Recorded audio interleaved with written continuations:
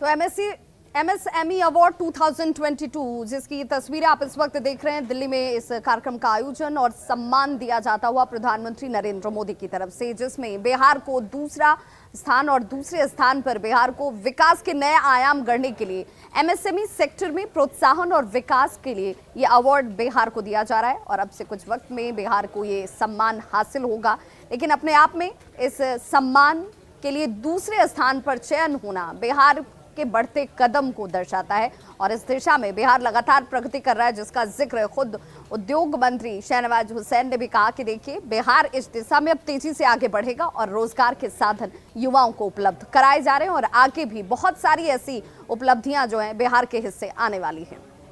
और चलिए अब रुक करते हैं बिहार में। इस वक्त बाढ़ ने जिस तरीके से तस्वीर बदल दी है, ये तस्वीरें लोगों को परेशान भी कर रही हैं और इन इलाकों में रहने वाले लोगों की परेशानी बढ़ चुकी है। 5 तस्वीरें हम आपको दिखाने जा रहे हैं और इन 5 तस्वीरों के जरिए आप इस वक्त बाढ़ के हालात को समझ सकते हैं। ये तस्वीर है कटिहार की, किशनगंज की, सीतामढ़ी, पूर्णिया और बगहा, जहां पर एक बार फिर से नदियों का जलस्तर बढ़ने के बाद पलायन करने को मजबूर इन इलाकों के निचले हिस्सों में रहने वाले लोगों के लिए सबसे बड़ी परेशानी, खुद अपने हाथों से अपना आशियाना तोड़ते हुए लोग नजर आ रहे हैं। बाढ़ पूर्व जिन तैयारियों का दावा किया जा रहा था, वो तैयारियां यहां पर नाकाफी साबित हो गई। जिन व्यवस्थाओं की बात कही गई थी, वो व्यवस्थाएं खुद इस बाढ़ में बह चुकी हैं। बगहा की ये तस्वीर देखिए, जहां पर फ्लड फाइटिंग का काम तो जरूर किया गया, लेकिन ये फ्लड फाइटिंग का काम यहां पर बाढ़ को रोक नहीं पाया। इलाके में हर तरफ अब जहां तक आपकी नजर जाएगी पानी ही पानी नजर आएगा। पूर्णिया में भी कमोबेश वही हालात है। किशनगंज में अब ग्रामीण क्षेत्रों में आवागमन को लेकर जिन सड़कों का निर्माण किया गया था, वो सड़कें भी अब पानी में डूब चुकी हैं। आवाजाही की परेशानी लोगों के सामने इस वक्त। और कटिहार में लोग खुद ही अपने हाथों से अपने मकानों को, घरों को तोड़ते हुए और सुरक्षित स्थानों पर पलायन करने को मजबूर हैं।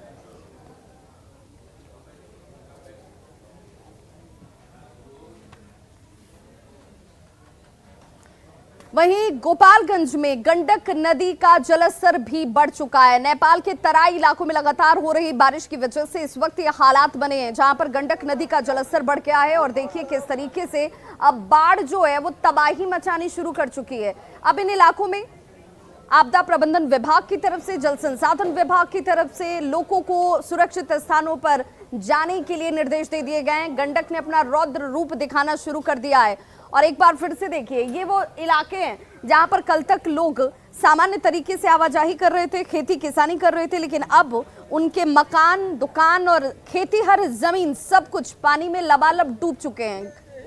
कटाव के खौफ से लोग अब दहशत में अपना आशियाना खुद ही तोड़ रहे हैं।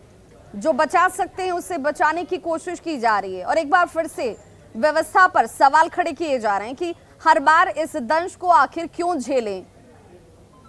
गोपालगंज की ये तस्वीर है जहां गंडक नदी का जलस्तर बढ़ चुका है, क्योंकि लगातार नेपाल के क्षेत्र में बारिश हो रही है और जैसे ही वहां पर बारिश की शुरुआत होती है, उसके बाद बिहार की नदियां जो हैं वो उफान पर आ जाती हैं, जलस्तर बढ़ जाता है और बाढ़ जैसे हालात अब इस वक्त गोपालगंज के इस इलाके में। कटाव लागल बाटे, पानी आई तो हमने दिक्कत में अपना माल लेकर भागत नहीं सो, हमने दूसरा क्या कहें सर। कहाँ जा रहे हैं हम लोग चले हम लछवार, वहीं पर आएंगे दूसरे। हाँ नदी कटाव करता है। अब कटाव जब नदी कटाव में है, कितनी समस्या होती है हमेशा बाढ़, हमेशा आप लोग? हर एक समस्या बराबर समस्या होता है, बराबर यहाँ कुछ सुविधा नहीं होता है, साधन भी नहीं मिलता है, तो आदमी के दिक्कत है ना जी। तो आप लोग छोड़ के जा रहे हैं? हम लोग छोड़ के जा रहे हैं। गंडक नदी कटाव करती या घर द्वार जार फिजार के पार लेके जा रहा वाली।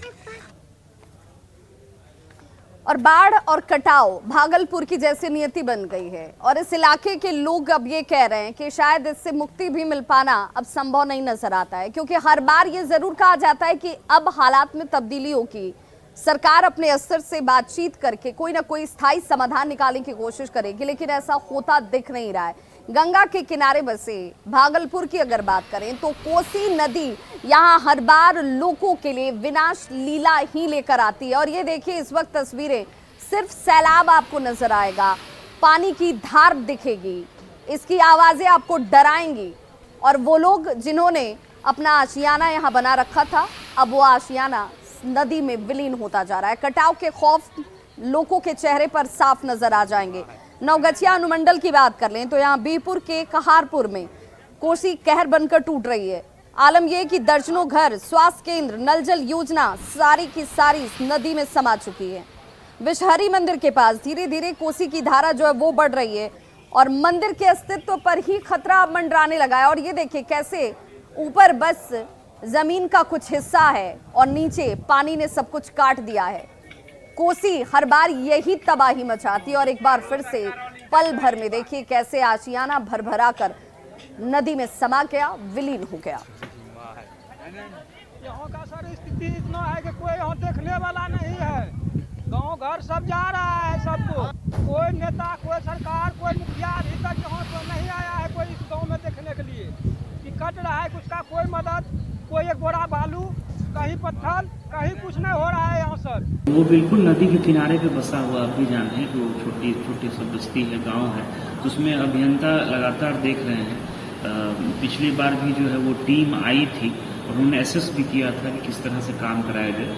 तो जो भी बचा हुआ काम है उसको हम लोग फ्लड फाइटिंग के माध्यम से कराएंगे और हम लोगों का प्रयास रहेगा कि कम से कम कटाव हो।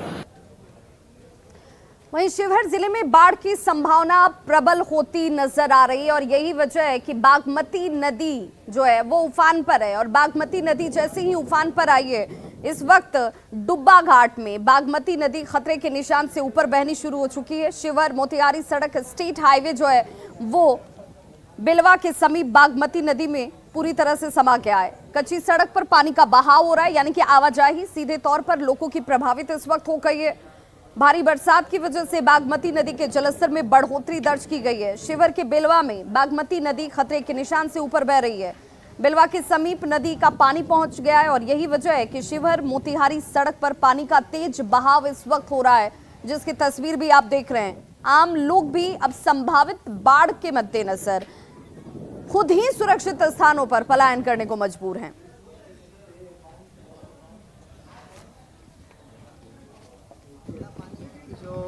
इससे चौवन है उसके ऊपर से पानी लगातार बह रही है, जिससे लोगों का आवागमन अभी बंद है। नरकटिया पर खतरा है क्या? जी बिल्कुल, जब भी पानी आती है तो खतरा होता है। अभी तो फिलहाल और ज़्यादा है, वहाँ से पानी जो है लगातार नदी से ऊपर होकर उसके तरफ नरकटिया की तरफ बहाव हो रहा है। और बाढ़ के रेड जोन कहे जाने वाले अगर कटिहार जिले की तस्वीर आप देखेंगे तो आपको महसूस होगा कि यहाँ पिछली तबाही के निशान अब भी बाकी हैं और एक बार फिर से बाढ़ ने जैसे यहाँ के लोगों को परेशान कर दिया है। यहाँ पर 6 स्कूल जहाँ पर बच्चे पढ़ाई का काम कर रहे थे, पठन पाठन का काम करते थे, वो स्कूल नदी में खत्म हो चुके हैं, विलीन हो चुके हैं। सीधे तौर पर यहाँ पर बच्चों की शिक्षा पर इसका असर पड़ रहा है। 6 से ज्यादा स्कूल जल समाधि ले चुके हैं। अहमदाबाद प्रखंड के मध्य विद्यालय झब्बू टोला पर एक बार फिर से संकट मंडरा रहा है, यानी कि एक बार फिर से ये स्कूल भी संकट के दायरे में है। स्कूल का एक बड़ा हिस्सा पहले ही नदी में विलीन हो चुका है। अब स्कूल के बचे कुचे हिस्से भी किसी भी वक्त, किसी भी क्षण नदी में समा जाएंगे। स्थानीय लोगों की माने तो स्कूल के नदी में समा जाने पर उनके बच्चों को लगभग 10 किलोमीटर की दूरी अतिरिक्त तय करनी होगी, यानी ज्यादा दूरी तय करके अगर पढ़ना है तो वहां तक जाइए, अन्यथा आपकी पढ़ाई बाधित है। फिलहाल नदी के कटाव को देखते हुए स्कूल में पढ़ाई का काम बंद कर दिया गया है और प्रशासन ये कह रहा है कि बहुत जल्द इसे लेकर स्कूल को बचाने को लेकर कार्य की शुरुआत की जाएगी। लेकिन सवाल यही है कि आखिर ये कब होगा। अब तो तमाम नदियां उफान पर हैं, इनका जलस्तर बढ़ा हुआ है और ऐसे में फ्लड फाइटिंग का काम करना भी अपने आप में काफी चुनौतीपूर्ण हो जाता है। मध्य विद्यालय झब्बू टोला पर अब संकट इस वक्त, तस्वीरें आपके सामने।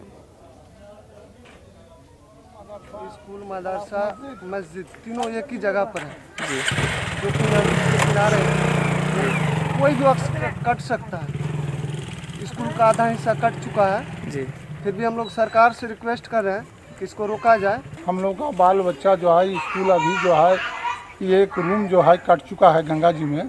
हाँ, एक हिस्सा कट चुका है, बाकी जो हिस्सा है ये सब बचाने का मतलब कि हम लोग प्रयास कर रहे हैं। MP MLA तक हम लोग कितना प्रयास किए हैं कि मेरा बाल बच्चा कहाँ जाएगा पढ़ने के लिए। झब्बू टोला के विद्यालय की शायद आप बात कर रहे हैं। विगत वर्ष जो बाढ़ आई थी उसमें उसका बाउंड्री वॉल बह गया था। अभी वर्तमान में भी वही स्थिति है, आगे की क्षति नहीं हुई है। अभी मैंने आपदा से संबंधित एक बैठक भी की है। पूर्व में भी जल संसाधन विभाग के एग्जीक्यूटिव इंजीनियर्स का बैठक की थी। उस स्कूल को बचाने के लिए जो भी हम लोग कर सकते हैं, कटाव को रोकने के लिए, वो हम लोग कर रहे हैं।